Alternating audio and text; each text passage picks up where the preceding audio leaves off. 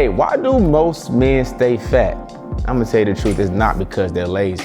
It's because they've been lied to. You see, for years, men have been fed myth after myth that keep them stuck in the rat race. Myths like you have to lift light weights to tone up. Lifting heavier is gonna make you bulky. You can't eat carbs because it's gonna make you fat. You have to stop eating after a certain time. And the worst one of all for my unks out there, losing weight after 30 just gets harder and harder.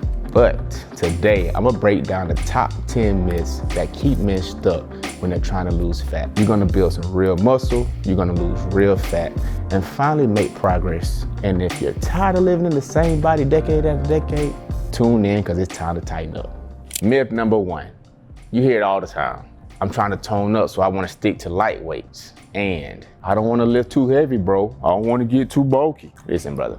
It don't happen like that. When you opt in for choosing lightweight, usually super lightweight, you leave a lot of results on the table. You never give your muscles a chance to get to the threshold to actually respond and build the muscle. When you abstain from lifting heavy because you're afraid to get too bulky, you never push that threshold and you never give your muscles a chance to respond to the resistance. So now you're afraid to lift heavier and you're wasting a lot of time leaving results on the table when you lift too light. So if you want to build real muscle and actually look toned, lean, and cut, like my boy Michael B. Jordan, like one of my all-time favorites, Goku, Vegeta, the anime gods. You want to train close to failure, whether you're using light weights or heavy weights. I always tell my athletes leave about 2 to 3 reps in the tank, and if we're taking the failure, we'll leave everything on the table, okay? So rep ranges that you want to use. Let's stick between that 6 to 12 range. 6 is low and heavy enough to where you can safely push that weight week after week. 12 is high enough where you can actually feel the burn of your muscles working. Regardless of that range, make sure that you leave about 1 or 2 reps in the tank so your muscles can actually respond and show up like you want them to show up. Y'all. Myth number 2, carbs make you fat. I got news for you, my boy. Carbs don't make you fat. Overeating do. See, most people want to avoid carbs and they wind up binge eating and they don't really know why. Because you put your body in a state where you're always trying to abstain and shut off an entire food group in the name of getting lean. And then you get to the end of the week and you just start binging on everything because you've been starving yourself for this whole time. The thing about carbs that most men need to realize is that they're gonna be your energy source if you want to train and become strong. If you want to build muscle and you want to tone, you have to have the fuel to push the weights. Think about carbs as gas. You imagine your car, cranking up your car, you got no gas to go. That's the same thing that you're doing when you show up to the gym under fuel. So I like to tell all my athletes like this. Let's make sure we pregame before we get to the party. The pregame is having some pregame carbs about an hour or 2 before you go into training so that now you have the energy to train hard and push the muscles close to failure. Now you're setting yourself up to really gain some muscle. Now, the biggest thing, okay, don't miss this. Overeating is gonna make you gain more fat. Eating carbs is not. It's the calorie threshold that you wanna stay within that's gonna keep you lean, keep you strong, keep you toned. Myth number 3, eating late will make you gain weight. So the biggest part that you wanna get into is there's a certain amount of calories where you're either gonna maintain weight, a certain amount of calories that you're gonna lose weight, and a certain amount of calories that you're gonna gain weight. If you're eating above your maintenance, you're going to gain weight regardless of the amount of time a day. Why? Because you're eating more than your body can burn off. If losing fat is your goal, you wanna stay in the deficit for the week. Not for 1 day, not for 2 days. Most men messed up because they're staying in the deficit 2 or 3 days and then they wild out for the next few days. But tracking your calories against your progress, right? It's the simplest, easiest things you can do to make progress week after week. Check your weight, same day, same time, same place. If your weight is going down, then I got good news for you, my boy. You're in the deficit. If your weight is stagnated, you're in maintenance calories. If your weight is going up, then you're eating a surplus. So it's not the time that I want you to pay attention to. It's the amount of food that you're eating. Myth number 4, I eat healthy enough. Well, it ain't good enough. Why is this a myth? Most people think that because I eat healthy, I should automatically be losing weight. Just because you eat healthy does not mean that you're in a calorie deficit. You might be at maintenance eating healthy, or you might even be at a surplus. Yes, it's good. Kudos to you for eating balanced. You get your fiber, your healthy carbs, your healthy fats, and your good protein. That's fire. You got the foundation down. But you might not be in a deficit. If your gut still, you look down at your gut and it's still hanging over that belt, news, brother. You're not in a deficit, but that's okay, I got you. Come on, follow along. Actionable steps is to create a nutritional routine that helps you get into a deficit. You want to be able to measure your food so that you have an accurate amount of food that you're eating so that you can track your progress against what you're eating. I like to tell my athletes this. I like to do a 2x2 rule, and this pretty much ensures you're in a deficit. I have 2 meals where I have healthy carbs, healthy fats, healthy protein.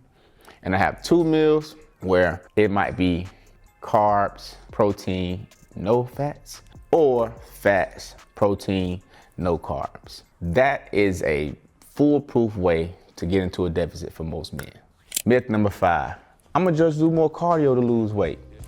Well, I'm gonna tell you right now, bro, cardio is not the answer. Trust me, I tried. You cannot outwork a bad diet. Adding cardio is a good step to get into a deficit. But again, if you don't know that you're in a calorie deficit, then just blindly adding cardio is just like, just throwing something out there and see if it works. It may or may not. What you want to do is give yourself an amount of time that you're gonna do cardio per week. I like to tell my athletes, do the 3x3 rule, okay?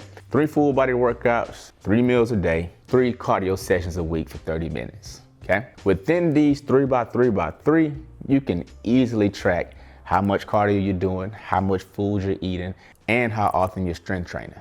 Next myth up is one of my favorites. Most of the guys who sign up with me are usually like, I don't train legs that often, bro. And I can tell. But look, you're in the right place at the right time. We have too many Johnny Bravos out here and not enough Goku, Vegetas, Piccolos. Them boys, stout. When you decide not to train legs often, you are, how can I put this? Leaving lots of results on the table. Your legs are not only the largest muscle groups on your body, but when you train them, you burn the most amount of calories. I always recommend training legs at least twice a week. Having a push focus day for 1, and having a pull focus day for 2. So that way you can split up the amount of work that you can have for the week. This is shameful to say, not gonna lie. Myth number 7, I don't have to do cardio, bro. Lifting weights is enough. Most people think just because I go to the gym and I eat healthy, I'm gonna lose some weight. For a certain point you are, but your body is going to adapt to the amount of activity that you're gonna give it.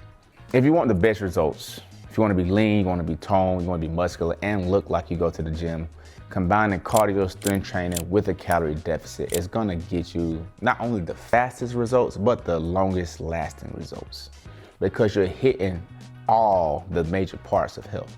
Cardiovascular health, muscular health, and your nutritional health, which is gonna carry most of the weight. Most guys are like, man, I don't wanna do cardio because I don't wanna lose my gains, bro, my gains, bro, my gains, bro. Brother, your heart, all right? You need to worry about your heart, okay? Doing the cardio is gonna help you get into a deeper deficit. It's gonna give you better shape, better confidence, and overall, you might look younger like your boy. Myth number 8 is one I hear with a lot of my guys, a lot of my professional guys who train with me. I'm too busy to work out, bro. I don't have enough time to eat better. There are 2 types of people in this world. People who say they don't have the time, and people who make the time.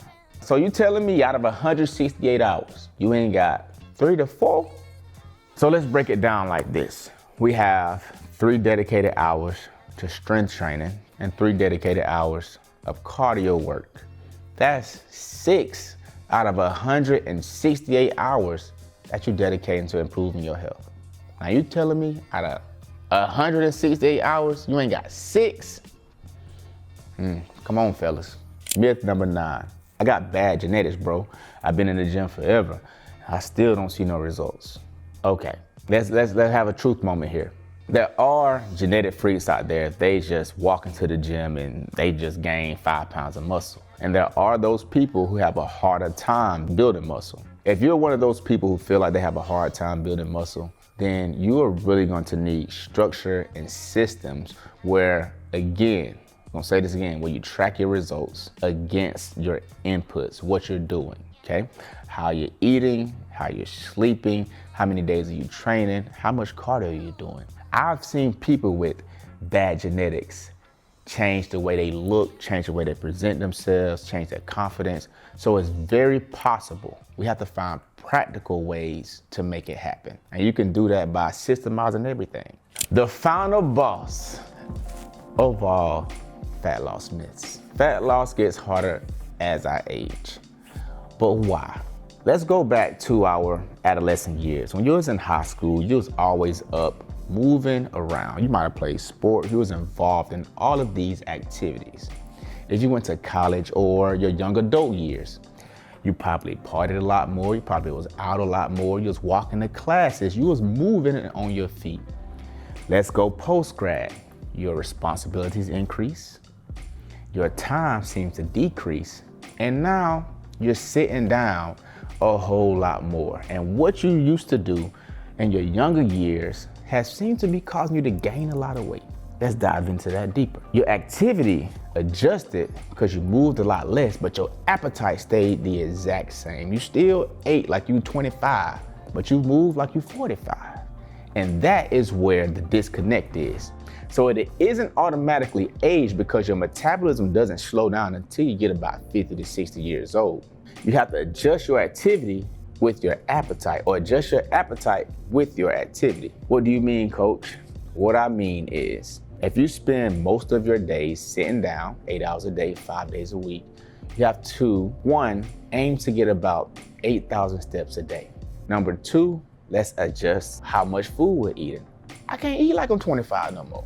Body is not adjusted to work the same. But what I can do is eat a full balanced diet, healthy carbs, healthy protein, lean proteins, healthy fats, and I can measure that against my activity to see what I can reduce or increase to get to my goals. So that's the missing part.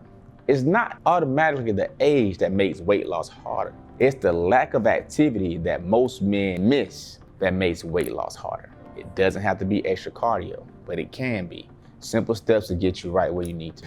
All right, fellas, I hope you guys picked up some gems where you can get into the best shape of your life in 2026. You've been living in the same body for decades. It's finally time to see real progress, and it's finally time to tighten up. Like and subscribe to this video. If you want more direct help reaching your goals, make sure you hit the link in the description and I'll be sure to reach out. Coach Joe checking out.